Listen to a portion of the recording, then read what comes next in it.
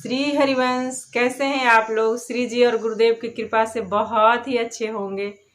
तो अभी गर्मी का सीज़न स्टार्ट हो चुका है और गर्मी के सीज़न में हम अपने श्री जी के सेवा में क्या क्या विशेष ध्यान रखें, तो चलिए जानते हैं। जैसे स्नान है, पुष्प सेवा है, चंदन सेवा, इत्र सेवा, जल सेवा श्री जी को कैसे करें गर्मी के दिनों में, तो चलिए हम लोग सब मिल करके जानते हैं। गर्मी के दिनों में श्री जी को स्नान कैसे कराएं और वस्त्र सेवा कैसे करें।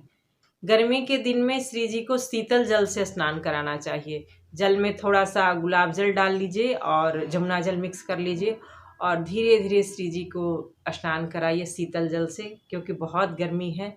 और गर्मी में अगर ऐसे नॉर्मल पानी से नहाएंगे तो अपने भी नॉर्मल पानी से नहाते हैं तो अच्छा नहीं लगता है। मोटर तुरंत चालू करते हैं, ठंडा पानी निकलता है तो अच्छा लगता है नहाने में। तो श्री जी को भी वैसे ही सेवा करना है, शीतल जल से श्री जी को भी सेवा करना है। उसमें थोड़ा सा गुलाब जल डाल लीजिए और जमुना जल डाल लीजिए और फिर श्री जी को स्नान कराइए। फिर उसके बाद वस्त्र सेवा कैसे करनी है।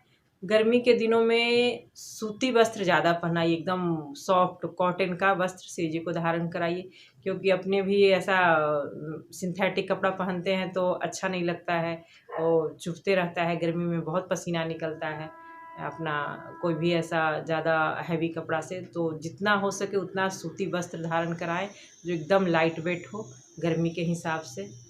गर्मी में श्री जी को इत्र सेवा मोगरा या चंदन से करना चाहिए, और बहुत ज़्यादा गर्मी है तो खस वाला जो इत्र आता है उससे। बहुत ज़्यादा जब गर्मी पड़ने लगती है लास्ट में, जैसे मई जून में बहुत गर्मी पड़ती है, उस समय खस इत्र का प्रयोग कीजिए। और बाकी जब भी थोड़ा अभी नॉर्मल गर्मी है उस समय मोगरा और चंदन का प्रयोग कीजिए। अब जानते हैं कि गर्मी के दिनों में श्री जी को चंदन सेवा कैसे करें।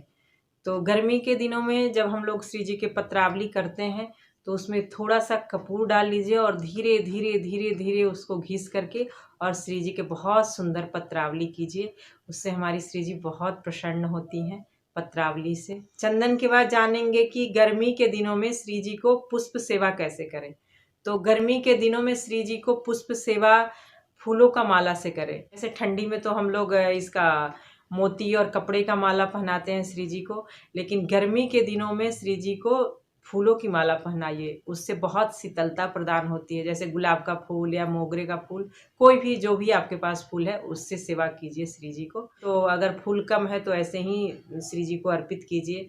और तुलसी बहुत प्रसन्न होती हैं, क्योंकि गर्मी बहुत रहती है, तो अगर ताज़ा फूल श्री जी को अर्पित करेंगे उससे बहुत शीतलता प्रदान होती है और हमारी श्री जी बहुत प्रसन्न होती हैं। अब चलिए अब जानते हैं श्री जी को गर्मी के दिनों में जल का सेवा कैसे करें। तो जल सेवा के लिए अपने भी बहुत गर्मी पड़ती है तो ठंडा पानी पीने का मन करता है। जब अपने को ठंडा पानी पीने का मन करता है तो श्री जी को भी तो ठंडा पानी ही पिलाना चाहिए। तो उसके लिए एक मटका ले आइए, क्योंकि फ्रिज का पानी अच्छा नहीं रहता है अपनी सेहत के लिए। तो एक मटका ले आइए और श्री जी को भी मटके का पानी पिलाइए और आप भी मटके का पानी पीजिए। जैसे एक छोटा सा श्री जी के लिए स्पेशल घड़ा ले आइए और रख दीजिए श्री जी के पास। एक अंदर थाली डाल दीजिए, थाली में थोड़ा सा बालू डाल देंगे तो बहुत ही ठंडा पानी हो जाता है, और उसमें पानी डाल दीजिए। और रात में अगर पानी भर देंगे तो सुबह तक बहुत ठंडा हो जाता है। जब भी श्री जी को जल सेवा करना है तो उसी मटके से निकाल करके श्री जी को जल अर्पित कीजिए और फिर वो पानी को अपने मटके में डाल दीजिए, तो प्रसाद बन जाएगा।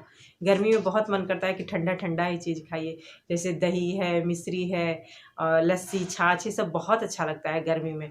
तो श्री जी को भी अर्पित कीजिए और आप भी पान कीजिए गर्मी के दिनों में। और फ्रूट में जैसे अपना तारबूज और अपना ऑरेंज, और अभी तो मैंगो का सीज़न आ रहा है तो मैंगो भी रहेगा। तो जो भी मौसमी फ्रूट है वो श्री जी को अर्पित कीजिए। गर्मी के दिनों में तो ज़्यादा तारबूज, खीरा और आम ये सब चलता है, तो श्री जी को भी अर्पित कीजिए और आप भी पाइए। ठंडा चीज़ ही श्री जी को भोग लगाइए गर्मी के दिनों में, क्योंकि अभी तो तेल वाला आइटम खाने का मन नहीं करता है। जब गर्मी अधिक पड़ती है तो बिल्कुल भी तेल का आइटम छूने का मन नहीं करता है। तो श्री जी को भी ठंडा ठंडा खिलाइए और आप भी ठंडा ठंडा पान कीजिए। अब जानते हैं श्री जी को भोग में क्या लगाए गर्मी के दिन में। तो दही, चावल या छाछ, कढ़ी, ऐसा ठंडा ठंडा ही चीज़ भोग में लगाइए। श्री जी भी पाएंगे और आप भी पाएंगे। सबको लगता है गर्मी में जितना मतलब लाइट वेट भोजन करूं, तो जो श्री जी को भोग लगाएंगे वही आप भी पाएंगे। अब जानते हैं श्री जी को गर्मी में शयन कैसे कराएं। तो गर्मी में मच्छर भी बहुत रहता है और गर्मी भी बहुत रहता है। तो हो सके तो आप मच्छरदानी में ही श्री जी को शयन कराइए और पंखा लगाइए या एसी है, कूलर है, जो भी आपके पास व्यवस्था है वो श्री जी को ज़रूर लगाइए अपने व्यवस्था के अनुसार, क्योंकि ये सब तो भाव का ही खेल है। और मैं तो अपना पर्सनली बता रही हूँ, मैं जहाँ सोती हूँ वहीं पे श्री जी को भी सुलाती हूँ। वहीं पे एक उनका सोने का स्थान बना हुआ है, तो वहीं पे हमारी श्री जी भी सोती हैं। जैसे मैं कूलर में सोती हूँ तो श्री जी भी कूलर में सोती हैं, अलग मैं उनको नहीं सुलाती हूँ। तो आप लोग को भी जैसा व्यवस्था हो वैसा कीजिएगा। नहीं तो एक छोटा सा फ़ैन भी आता है जो कि चार्ज होता है, 2-3 घंटा चार्ज करेंगे तो 6 से 7 घंटा आराम से चलता है। वैसा भी कर सकते हैं, अपने मंदिर में एक छोटा फ़ैन भी लगा सकते हैं श्री जी के लिए। और भगवान तो भाव के भूखे हैं। अभी बहुत गर्मी, बार बार श्री जी को पानी ज़रूर दीजिए, क्योंकि उनको भी प्यास लगता है, बहुत प्यास लगता है। जितना बार आपको पानी पीने का इच्छा करे उतना बार सबसे पहले श्री जी को अर्पित कीजिए, फिर पानी पीजिए। श्री हरिवंश।